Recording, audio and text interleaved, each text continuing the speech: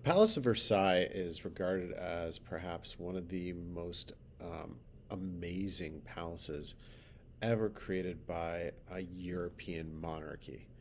There are other impressive buildings that, symbolize the power of kings of England, France, Spain, and wherever else in Europe. But Versailles was something special because not only did it come to symbolize the power of the French king, it came to symbolize Louis XIV himself. It is the seat of his power, it's the center of his solar system, where he most definitely was the Sun King, which everything else revolved around. Now, Versailles had very humble beginnings. Kings of France had long been going to the area of Versailles and using it as a place to hunt. Young Louis XIII went there with his father to hunt, and he fell in love with the area, and he built a more permanent hunting lodge there. And when he took his young son, the future King Louis XIV, and Philippe to go hunting there, Louis XIV also fell in love with it. So it's no surprise that when he became the King of France and he wanted to move the seat of power out of Paris, away from where government was kind of being run, away from um, the power base of the nobles, Versailles was the perfect location. So, starting in 1661, all the way until up to his death, Versailles was constantly under renovations. Louis was constantly building this amazing palace into something more. And with each renovation, it became more elaborate, it became more opulent, and it became more of a symbol of him. The Palace of Versailles is located about 19 kilometers south of Paris itself. And slowly over time, Louis is going to, bring the administration and the aristocracy of France to Versailles. And it's here where Louis is going to masterfully control his nobles. He's going to um, basically imprison them in the most beautiful cage ever. So life at Versailles under the reign of Louis XIV is a masterclass within manipulation and control.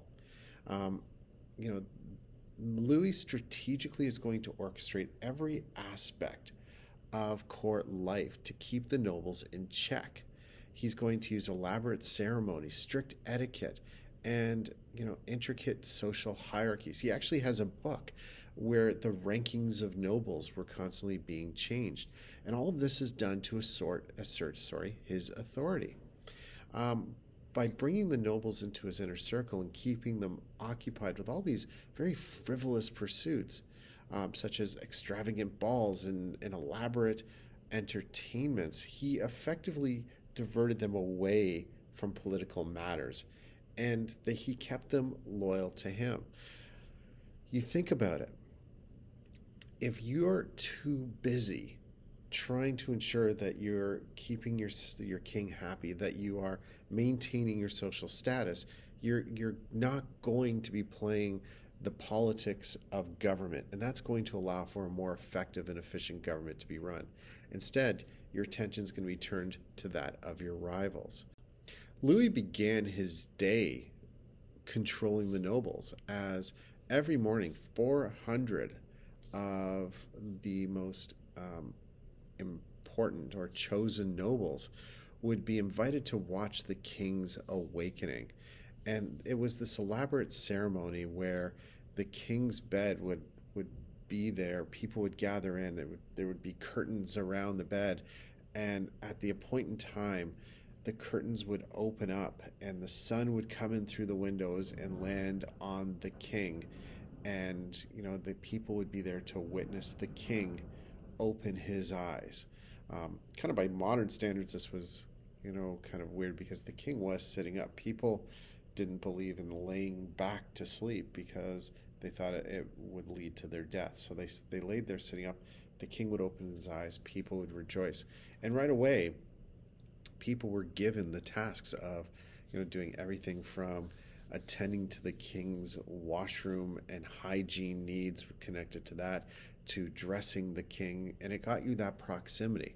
So you have some of the most powerful and richest people in Europe being happy to be right there with the king, holding his chamber pot as he takes care of his morning needs, and they get an opportunity to speak with him. It gives them that chance um, to give the king their petitions and perhaps gain more of his favor. And this continued out throughout the day. And I have included a link to what some of these the king's day was like at Versailles. Check it out, and you'll see that every aspect is planned. Every activity has a larger purpose, and all of it is to ensure that all the attention is being kept uh, on the king. And for this, we have to really applaud Louis for being this master manipulator. Louis XIV was the center of this solar system. The photo you just saw there really kind of captures the glory of Louis XIV at his peak. One thing I really love about that photo is the king loves to show off his calves. He was very proud of his calves. Every picture you see of Louis XIV, he was, very, very clear to the artist that needed to be showcased. One of the reasons why the king had such strong calves is he was known to sneak out of the Palace of Versailles on the ledge between his bedroom and that of his mistresses. A number of times guards would look up and they'd be like, "Who goes there?" And he's like, "It's the king." And what makes this even more interesting is Louis could have just gone through a series of doors to get to the official residence of his mistress, which was a job at Versailles. But he wanted to keep up that appearance of piety, that was there. And I should point out that bedroom that Louis woke up in every morning wasn't actually his residence. Versailles itself had a series of inner apartments where the royals lived their private lives, and then the exterior apartments where their more public lives are there. For example, the chamber of the Queen. People would gather there to witness the birth of their children. About 400 people would kind of come into that room. So be sure to check out the links that I've included for some of the fun facts and etiquette and rules at Versailles. The last thing I want to kind of look at is Versailles itself as a location. It is a beautiful grounds. I've had the fortune of going to visit Versailles numerous times, and I haven't seen it all. Versailles today is about 6 kilometers in total. Versailles under Louis the 14th, it was about 30 kilometers. There are, over 1,500 fountains at Versailles, over 1 million flowers, which I should point out were changed daily, so the king never had to see the same thing twice. There was an artificial lake created there, and Louis used to love to stroll through the gardens. What was cool about it is anyone was allowed in the gardens of Versailles as long as they had a hat and a sword. The only exception was obviously the clergy, who were not required to have either. The interior of Versailles is amazing as well. It's filled with works of art, some of the most interesting and opulent furniture. Each room itself has a theme. The centerpiece is the Hall of Mirrors. And, it would be in that room where we'd have a number of major treaties signed. The unification of Germany, where it becomes a country in 1871, occurs there. And of course, the Treaty of Versailles, which ended World War I, will be in that room. Mirrors were kind of a cool thing at that time. Unlike today where there are mirrors everywhere, back then only the rich had them.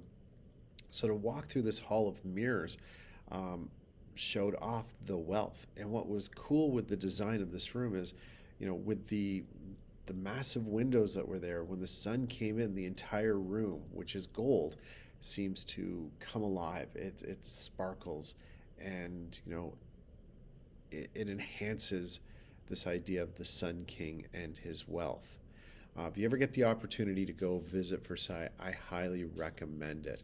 I have included a link for a virtual tour. Take it. Take a couple of seconds and tour the different rooms that are there. The sun would set for Louis XIV on September the 1st, 1715. He's going to reign for 72 years. This would be the longest reign in France's history.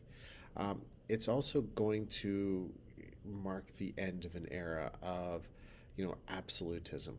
Absolutism won't be able to survive after the death of Louis XIV. It's going to hold on, but it's going to really kind of create the conditions that will lead to the French Revolution. Everything that was the symbol of France's power and wealth and greatness would be turned against the monarchy and the nobility as the French poor started to look at, the cost of Versailles and their own poverty and started to say enough is enough. Without a doubt, there's so much more I could have touched base on with Louis XIV. His legacy is one that we still feel today in culture and the arts and architecture. And I couldn't touch upon every aspect of this amazing monarch. But one thing that we do know and we can say about Louis XIV is that there has never been a monarch like him before. And there's a good chance that there will never be a monarch like him again. So with that, ladies and gentlemen, today's class is history.